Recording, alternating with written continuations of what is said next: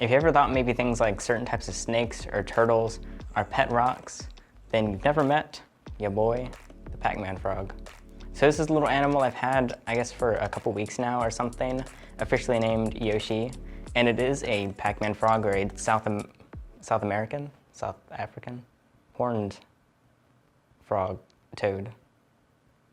It's a Pacman frog. I want to give you my first impressions on the species, what I think about them, and whether you might enjoy them or not.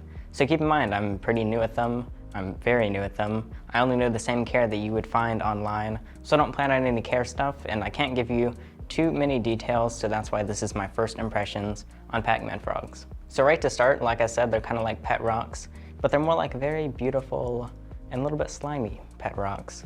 They are really cool to have around, but if you're looking for an animal that you're planning on handling or really actually seeing do much, this isn't the one for you. I guess the way to put it, and this might sound bad, I don't mean for it to, if I didn't have any animals and I knew all the info I knew currently, my option for my first animal would definitely not be a Pacman frog. It might be the perfect one for you, whether it's your first animal or not, but I'm more interested in being able to have access to animals I can actually interact with more.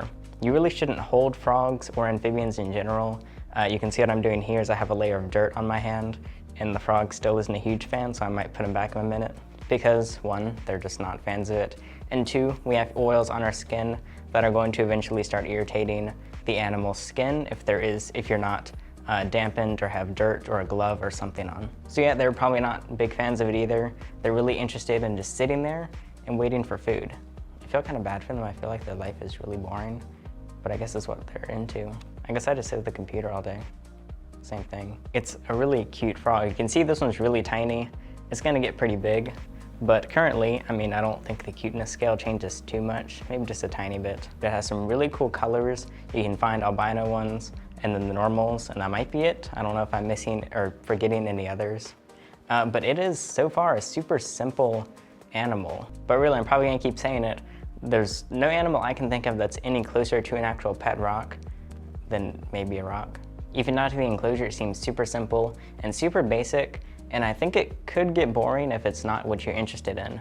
The enclosure you can definitely do a lot with. I want to add different sorts of plants and stuff, but having this nice whoa, that's a lot of pee. I think that it just urinated more liquid than its entire body could even hold. It just keeps on flowing. Let me go dump this somewhere.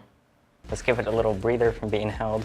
I think what I was saying is something about how it's kind of like a nice little ornament in your room. It's really just almost a showpiece. That sounds kind of bad when you say it since you're talking about a live animal, but since it really doesn't want to do anything else, it is the perfect animal to have looking nice in a simple little enclosure to walk by and like admire the little frog you have there.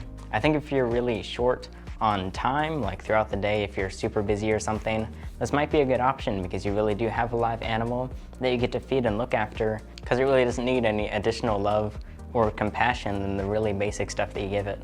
And I'm just talking about this tiny one.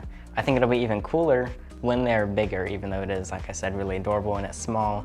Then it's really a much larger piece, whether you have people come over and walk by and see this huge blob in your room. And again, something for you to really admire and be proud of having, and at the same time, they are super low priced. So this was pretty quick, pretty simple. I want to give you my first impressions on the species, the Pacman frog, and kind of show off the one that I got a few weeks ago. So I've been really enjoying it. If it's something you're interested in, I definitely think it's a good option because you really can't go wrong with them. It's definitely very different from other animals in the trade. I'd say they're really probably like on the far spectrum of the reptile and amphibian keeping thing, where like salmonels need like constant care and looking after and love and stuff for it to not like be angry or sad or depressed or whatever. And then meanwhile, the Pacman frog is just happy where it is and doing what it's doing. But leave your opinions on the species below. Give any tips you might have for them. And if you would like care stuff, I'll probably do that in the far future when I'm actually comfortable giving advice on them. But that'll be it. I guess that's the little official introduction for Yoshi the Pacman frog here. So yeah, that's it for the video. I'm Alex, and thanks for watching.